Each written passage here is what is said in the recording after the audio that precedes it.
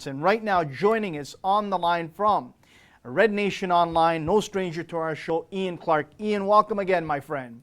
Anthony, thanks for having me. I appreciate it. Pleasure's all mine. Let's get right into it. So much to talk about. But give me your impressions first and foremost overall on the games that Canada played, and then we'll discuss last night's game. Let's talk about the first two games. What were you concerned about? What did you come away with that you could live with moving forward to the World Cup qualifying games? Well, when I looked at this tournament, I think the first thing that I thought was that the important thing was to get off on the right foot. Looking at the opponents ahead, especially with El Salvador as your first one, I think everyone would have seen that as our best chance at 3 points. So, to come away with a draw from that game was obviously disappointing, some of the way the team was set up. I don't think it's unfair that there were questions raised about, who was out there and how the team performed. But I would say, through the whole of the tournament, the one positive I'll walk away with is that when all the chips were down and this was the game that, we had to win, you can say that I think last night was Canada's best performance through the entire tournament. And so let's talk about last night's game. I tweeted out at the end of the game last night, for the most part, I was content in many aspects of the game in how Canada went about trying to get that win, and they didn't, against Costa Rica, who, let's not forget, took care of Italy in the last World Cup, took care of a lot of nations and surprised many, and went to the quarterfinals. I thought, to me, Ian, I'd like to get your thoughts. The bright spots were, of course, Captain Julian de Guzman, who ran 1,000,000 miles. Marcus Haber surprised me, and I was happy with that. But I was also very, very surprised in the real strong game that Marcel de Jong had. Your thoughts? Yeah, I think just to start it off, like you were saying, Anthony, I think for last night's game, despite how people are feeling about how we bowed out of this tournament, you need to keep that opponent in perspective of who we were up against. As well as, at BMO Field, unfortunately, most of the time when we're playing a team from Central America or the Caribbean, they will have a large contingent there. So there's always a duel in terms of how strong that home field advantage is. And to come out against a team like Costa Rica and not only come away with a draw, but, there's several plays on both sides, of course. But, of course, for Canada, had chances to win that game, and we'd be having a completely different discussion today. But as it is, if we want to look ahead going forward and the players that did well, I think de Guzman is, of course, the first guy that most people should be talking about that, at his age, with everything he's done, put in the most hustle I've seen him put in for this team and just as a professional footballer in several years. And that was something really encouraging to see going forward. And the players that you mentioned, I don't disagree with. I was happy with Kenny Stamatopoulos through this tournament. I thought he played well. And, I echo that Marcel de Jong, a guy who's been trying to get back to fitness and trying to get into that Sporting Kansas City team, did really well, and he was huffing guards and really struggling in the last few minutes. So we know, I think, again, coming out of that game, which was a huge plus, was that, there was no passengers.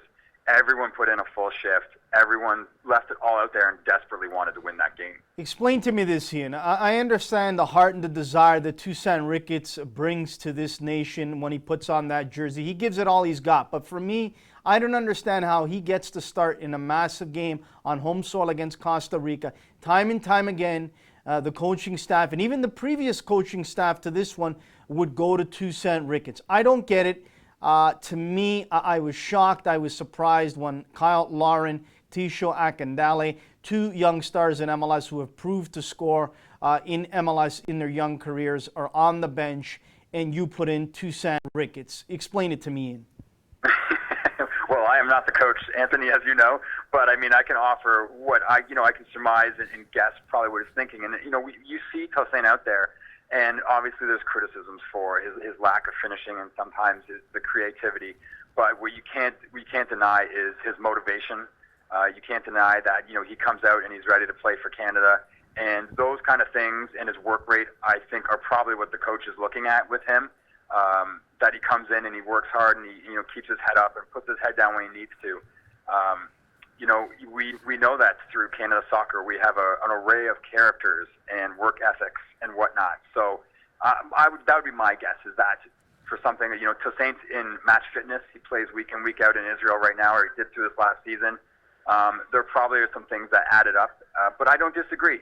In a game like this, I think you should have looked at all the options available, and you're wondering perhaps why Larin was left on or left to go on late in the game, or why Akindele never even got on the pitch. Let me ask you this, Ian. To me, last night after the game, a lot of people were taking shots at head coach Benito Floro and his staff in many different areas. I, for one, am still willing to let him ride out the World Cup qualifying campaign and see where all the chips fall. And then maybe I'll give my 2 cents worth. I still believe that Benito Floro, Rafael Carvajal, the whole coaching staff, still to me, have done a pretty decent job with what they have. Let's not forget, we're Canada. We don't have the talent like a Costa Rica, like a US of A and Mexico. So having said that, the only question I would have during last night's game that everyone was asking, and I'll ask it to you, is Jonathan Osorio. And we saw the disgust and how upset he was when he came off and asking Julian, why is he taking me off? Why is he taking me off? And you put on